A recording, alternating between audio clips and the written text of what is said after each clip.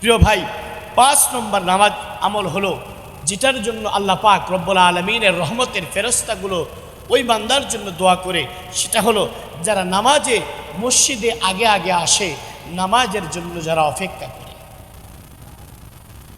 অনেক ভাই রয়েছে জুমার দিন ছাড়া মসজিদে আসে না, বড় আফসোস।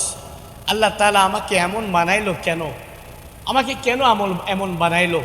আমার মতো আরেক ভাই আছে, আমার মতোই 2 হাত, আমার মতোই 2 পা, তারও 2টা চোখ, সেও 3 বেলা খাবার খায়, আমিও 3 বেলা খাবার খাই, তারও বিল্ডিং বাড়ি আছে, আমারও বাড়ি আছে, তারও ব্যবসা আছে, তাকেও আল্লাহ সন্তান দিয়েছে, আমাকেও আল্লাহ সন্তান দিয়েছে।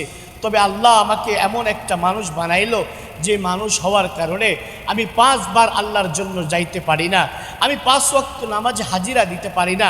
বড় আফসোস, না জানি আল্লাহ তাআলা আমার প্রতি কতটা অসন্তুষ্ট হয়েছে। ওই অসন্তুষ্ট হওয়ার কারণে আল্লাহ তাআলা আমাকে মসজিদে আসতে দেয় না, আমাকে মসজিদ থেকে দূরে রেখেছে। যাও বান্দা, তোমাকে মসজিদে রাখবো না, তুমি জুমার দিন হয়তো বা একদিন আসবে, তবে অনেক পরে আসবে, সবার পরে, আবার সবার আগে বের হয়ে যাবে, তোমাকে তাড়াতাড়ি আসতেও দিব না, তাড়াতাড়ি রাখতেও দিব না। যদি আল্লাহ আমার কপালে এমন লেখে থাকে, তাহলে আমার মতো হতভাগা আর কে হতে পারে ভাই? এজন্য প্রিয় ভাই, আল্লাহ রসুলের হাদিসে এসেছে, কোনো বান্দা যখন আল্লাহ পাক রব্বুল আলামিনের জন্য নামাজ আদায় করার লক্ষ্যে মসজিদ থেকে, ঘর থেকে ওযু করে যদি মসজিদের উদ্দেশ্যে যখন পা বাড়ায়, সঙ্গে সঙ্গে আল্লাহর রহমতের ফেরেশতাগুলো তার গুনাহ মাফের জন্য দোয়া করতে থাকে। বলেন না সুবহানাল্লাহ। শুধু তাই নয়, আল্লাহ রসুলের হাদিসের মধ্যে এসেছে, ওই বান্দা যখন মসজিদে তাড়াতাড়ি আসার পরে বসে বসে মসজিদে আমল করতে থাকে, অজু অবস্থায় থাকে, যে যত সময় ধরে বসে থাকবে, প্রত্যেকটা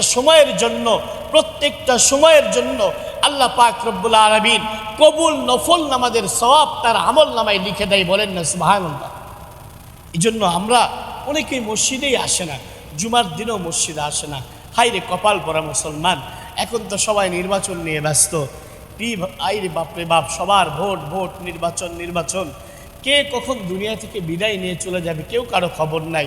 আমার আমল নিয়ে আমাকে যেতে হবে, আমার আমলগুলোই আল্লাহর কাছে পেশ করতে হবে।